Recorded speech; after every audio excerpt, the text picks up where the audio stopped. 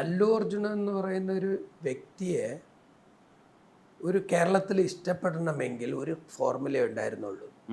കുട്ടികളെ കൊണ്ട് ഇഷ്ടപ്പെടിപ്പിക്കാം. കൊച്ചു കുട്ടികളെ കുട്ടികൾക്ക് ഇണങ്ങുന്ന തരത്തിലുള്ള ഒരു ഫോർമുല ഉണ്ടാക്കുക. അതാണ് ഞാൻ അല്ലു അർജുന് കേരളത്തിൽ ചെയ്ത ഒരു സ്ട്രാറ്റജി. ആ ഒരു നെയിം സ്ലിപ്പ് അറൗണ്ട് എൻ്റെ ഓർമ്മ ശരിയാണെങ്കിൽ നെയിം സ്ലിപ്പ് മാത്രം ഒരു 1,00,000 രൂപയ്ക്ക് മുകളിൽ ഞാൻ അടിച്ചിട്ടുണ്ട് ശുപാർശയിൽ. കേരളത്തിലെ അങ്ങോളം ഇങ്ങോളമുള്ള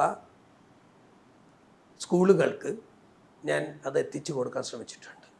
നമ്പർ 1. നമ്പർ 2, ഒരു 3D കാർഡ്, ഫാൻസ് കാർഡ് എന്ന് പറഞ്ഞൊരു 3D കാർഡ് ഉണ്ടാക്കി. ആ 3D കാർഡ് അന്നത്തെ ഹൈലൈറ്റ്സ് ആണ്.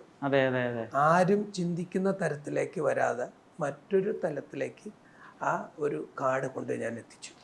അപ്പോൾ ആ 3D card fans, Allu Arjun fans എന്ന് പറഞ്ഞ് 3D കാർഡ് കിട്ടാൻ പല വ്യക്തികളും പല കുട്ടികളും പയ്യന്മാർ, I mean 12 to 18 years 20 years ഉള്ള ഓൾഡ് പയ്യന്മാരുടെ ഒരു ക്രൈസ് ഞങ്ങൾ മാറൂലേ? അതെ,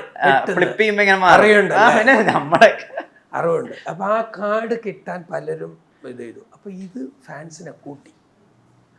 നാന വഴിയും മറ്റു മാഗസിൻ വഴിയും ഞാനത് പരസ്യം ചെയ്തു.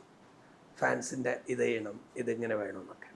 അപ്പോൾ അതൊക്കെ അത് ഉണ്ടാക്കിയെടുത്തതാണ്. എന്നിട്ട് എൻ്റെ സ്ഥാപനത്തിലെ മാനേജറുടെ നമ്പറിലാണ് അത് ഉണ്ടാക്കിയെടുത്തത്. അന്ന് എന്നെപ്പോലെ ചിലപ്പോൾ മറ്റൊരാൾ വർക്ക് ചെയ്തിരുന്നുവെങ്കിൽ മറ്റൊരു ആർട്ടിസ്റ്റിന് ഫോം ചെയ്യാൻ വേണ്ടി നമ്മൾ എടുത്ത, ഞാൻ ആരോടും കമ്പയർ ചെയ്യുന്നില്ല, ഒരു റിയൽ ആയിട്ടൊരു ഹോം വർക്ക് അല്ലു അർജുന് നടത്തിയിട്ടുണ്ടെന്ന് തന്നെ പറയാം.